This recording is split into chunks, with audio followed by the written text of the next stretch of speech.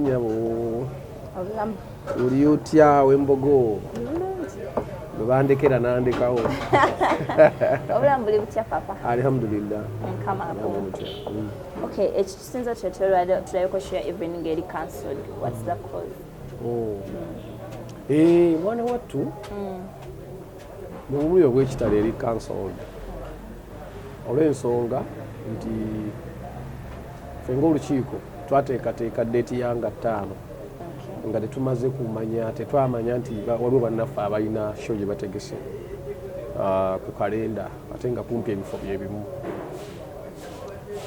so katwageza okulaba nga olunaku olwenyini nga 5 waliwo sheeri ku kalenda eyaba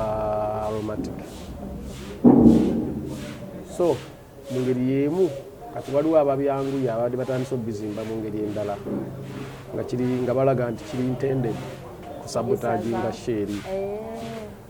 being nti no nawadde nga olukiiko luliko mwami Lubowa luliko bannabatanzi luliko baani nga waliwo abagezaako kikyusa bakiteeke mu ngeri nti oba sheeno bagitaddewo okulwana eri so bambi nga si bwe kyali ne deeti si be baazireeta naye ng'ate amazima gali nti bali be basooka okulanga era batuufu okugamba nti batuufu ga nti no ffe tulina okussa wansi ffe twadde tulina okugjayo kintu until further notice obutaleetawo mbeera eyo kuba ebigendera byakuumira bantu wamu kati so wabadde obukuubagano tetulina bukuubagano bwakibaddemu just nga bugambye nti nno ennaku zino abantu banguya ekintu ekibadde ekitono oli n'akizimbya kati sijja kisiba ku bakulu eri naye waliwo abadde bagizageza okuba batandise okupostinga ku Facebook ngenda okulira ku radio bitandise tegedde keganga kiringa awali embiranye naye nga ate ekituufu kiri nti g'amazima be basooka bambi okutimba nze ndowooza kirungi etambulira mu mbeera eyo bw'omanya nti nno kino kirimu ekiti n'okkakkanya kati ffe twasazeewo tusooke tugigye for now paka lwe tunaasalawo tulabe bwe tuyamba omwana naye abali eyo abasobola okuyambako omwana mikwano gya Evelyn enamba za Evelyn zennyini omwana yazirina tusobola omusapootinga nange nayo kengenda omuwaayo agira atambuza obulamu papa oludde mu business lets bujjo zikwatagana ng'omuyimbi alina wano omulala alina wali eri it's something normal abayimbi kimwamanyira ate lwaki musazamu nga tekibadde nnomu ebintu bino mutuwaayiriza muba ne perceptions enfu it is not normal eri kiri normal mukulwa abayimbi bujjo bagira ono ali wano ono ali wano ne bagabana date kisinzira bayinza okuba bakintendinze naye kati ekitali intended ekitali intended era kirina kusigala nga tekiri intended kati kino tekyabadde intended tekirimu kantu konna nti oba kulagako ono oba kulagako ono just twadde kuyamba kacharity tukola kacharity kulanga omwana waffe aba bulungi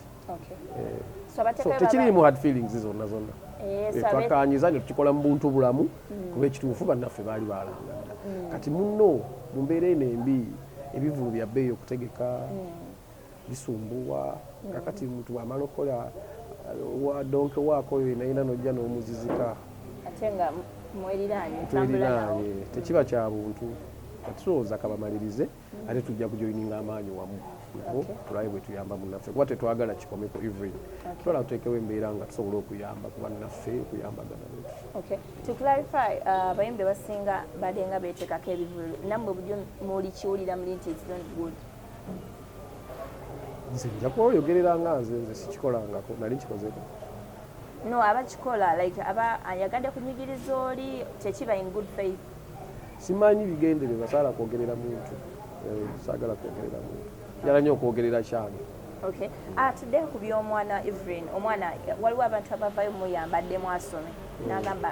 ye tasobola kuddamu kusoma because abadde nnyo mu life eno eyawabweru so it's not good mugenda muyamba mutolaba nga addayo n'asoma nafuna that education eridi muyamba mu maaso nayogeddeko naye ng'alabika ayagala skill ala kugenda mu ssomero naye nga akola skill okitegedde which is okay nakyo abantu bangi bayitiddewo ku skills nga talina degree naye ng'ayitiddewo ku skills kati bw'aba afunye skill n'aba ng'afunye obugagga obw'olubeerera I think nakyo si kibi bw'atuuka eyo mu maaso ng'amaze okukola afunye kasente ndaba abakola amacuwa wano kati bantu baddayo ne basoma n'atereeza ebintu since sente zekibu zibadde zamukolera bizinesi mugenda kwekwatakwata mmwe nga ttiimu mumuweeyo atandikewo ka bizinesi akakenga omuntu already waliwo maama we tiketi ze yali akatunze namiri ebanga 3 ezo sente weziri nange nja kubaako kempaayo nga ffe tugenda kweyiya nga abantu tumweke tumuwaasa okatandike n'abalala kyobuli wangaye nti abalala enamba za Evelyn omutabani azirina tumuyambeyambeko abantu bali bagamba omwana ono yeetaaga omuntu omukulu nga papa abantu abakulukulu omuwa time obeera naye the good thing omwana ono mukulu mu bwongo ne oba oyogera naye alinga myaka emeka omwana oyo alabika oba alinga 20 oba 21 ali awo bwewatyo akuza avudde awabi ate nennaku gya alabye ku mbeera ayize Katonda amusomesezza mu budde bw'okujjanjaba maama na biki nze ku lwange mulaba nga mwana wanjawulo mulaba si musiru mugezi just oyogerako naye bwogezi just kumuwa mu guidelines nomugamba naye n'omuleka omanyi naku zo kirungi n'oleka omuntu n'akola choice naye nga just omuwa mu guidelines nga juzi twali ku ssomero nga ku kaaliya dde nga kuba bakyusizza curriculum y'abaana okusoma kati nga bataddewo nti ziri compound zale ziri gundi subjects 8 kati batuyita abazadde okusobola okukyuzinga ey'omwenda batuwayo chance tukyuzinga ey'omwenda so naye omukulu bwe yali ayogera n'agamba but still omwana muwe chance mubuuza oyagala ki bwaga nti Luswayiri muleke bwaga nti Luganda muleke otegedde bwagamba entrepreneurship muleke bwagamba art and design muleka mubuuza akubuulire tomukaka gwe kyoyagala kubanga mwabazadde olumu mulina ebintu ebiri old fashion mulina mwali mulooza nti omuntu asomye alina kubanga asomye kino ng'ate kati tebikyakola tebikyali so omwana muleke akole ekyo so noono kyekimu tujja mumuleka tujja muwa guidelines naye tusooke tumubuuze interest ye eriwa eri mu field ki nti eri mu kino n'omuwabula okusinziira mu ekyo kyalonze nga tumaliriza ebyomwana temutidde batugamba nti noba mwagadde kukijjayo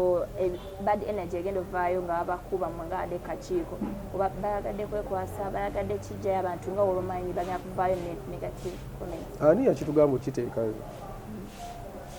tewali yabagamba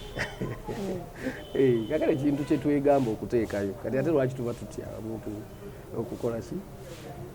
tekirimu anything hidden tekirimu hard feelings zonna ante tulumba muntu yenna n'akatono jasukeyanga eyakugamba nti twatimba sho ku date nga kuliko bannaffe abaatimba ate ebifo birinaanaganye tekisi kya buntu era ensonga lwaki tukijjeeyo tujja kufuna space tukinaba nga kikyakola gundi nga n'abantu balaga bakyayina vibe yakyo tujja kukiteekayo singa kibadde ekifo nga kiri walala that would have been very very understandable wakyandibadde okay naye kati being nti papas is nearby kalenda kati tetusobola kukola ki nga byomanya tubivuddeko twakolako interview kisho ya Katolo Bwama ng'oclarifyinga ku bantu abajja ku kifo papas ne bakolerawo obuvuyo it's not even 2 months twazemne